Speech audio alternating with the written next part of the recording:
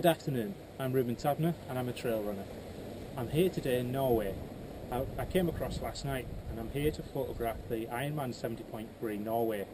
The Ironman 70.3 is a multi-discipline triathlon which covers 70.3 miles. It takes place tomorrow. So today I've been out running on the west coast of the west side of the North Sea here, just along this sort of quite rocky kind of and technical shore.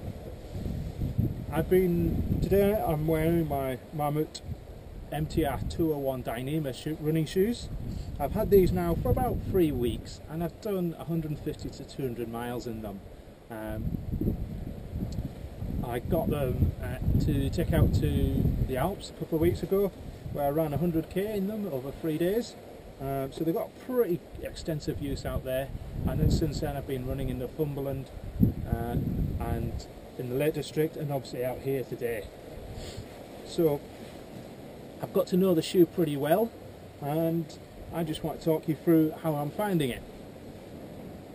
The MTR 201 Dyneema is the Mammut's top of the range trail running shoe, and it's new out this year. The Dyneema upper makes it a little bit tougher, helps keep some of the moisture out and keeps the weight down. It's got a really nice grippy Grip-X sole here. It's a bit dirty, so I do apologise. I've been out running in it quite a bit today, and I've found this sole unit grips really well in pretty much every condition I managed to test it in. Being July, about the only condition I haven't tested it in is the snow and ice of the winter, but it's been out in pretty wet conditions where it's held the ground fairly well in kind of the mud and soup that we kind of get in Northumberland, and then it's run in dry, rocky conditions in the Alps and here in Norway, and it's handled most of the terrain really, really well. I like to run quite technical, challenging terrain like we have here on this shoreline, where every foot placement needs to be absolutely bomb-proof. You need to know that every time you land your foot's not going to roll in the shoe, it's not going to move around inside the shoe, it's going to be held firmly in place, so you've got 100% confidence in every landing. And I've found, despite the slightly wide fitting of the shoe, I found that the shoe actually does provide that. I did make a slight adjustment to the shoe when I first got it, and basically I just put a little volume reducer under the original insole. This just takes up a couple of mils of the shoe. Get rid of some of that dirt there. Just takes up a couple of mils inside the shoe, reduces some of the space, and just gives it a little bit of slip that I'm looking for. Slip that back in there so we don't lose it. The lace system on the MTR 201 is really innovative.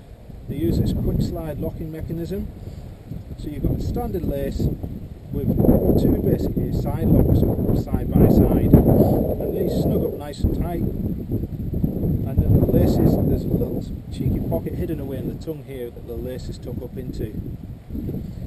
And much to my surprise, I've found this holds really, really well. At first I was a little bit sceptical, but then I tried it in the Alps, and I was running 20 to 25 mile days there, and I'd tighten the shoes up in the morning, and that'd be it. I wouldn't need to touch them all day. But of course, if you do want to make adjustments, it's really easy to adjust. It's really easy to slacken off and tighten up again. But the important thing is, once you've set it in place, it's going to hold the tightness that you've set it at. The shoes were initially white, quite a brilliant white, and as you can see now they've got a little bit dirtier, a little bit more trail kind of looking, but they're holding up pretty well, despite the fact that most of the terrain I've been running in these has been pretty challenging and pretty abrasive terrain. I mean, the rocks here I'm running on here today, this is the sort of terrain that absolutely trashes your shoes. These are holding the shape pretty well. There are not really any signs of any sort of serious wear on them, and I'm pretty sure I'm going to get a lot more use out of them. As I said, they've got a slightly broader fitting, which is usually a little bit broader than I tend to look for in a shoe. But I find that my feet do expand a little bit, particularly towards the end of quite long races. So I'm looking forward to using these in the Lakeland 50 in a couple of weeks' time, and then the UTMB TDS race out in France in about 6 weeks' time. So I'll have more.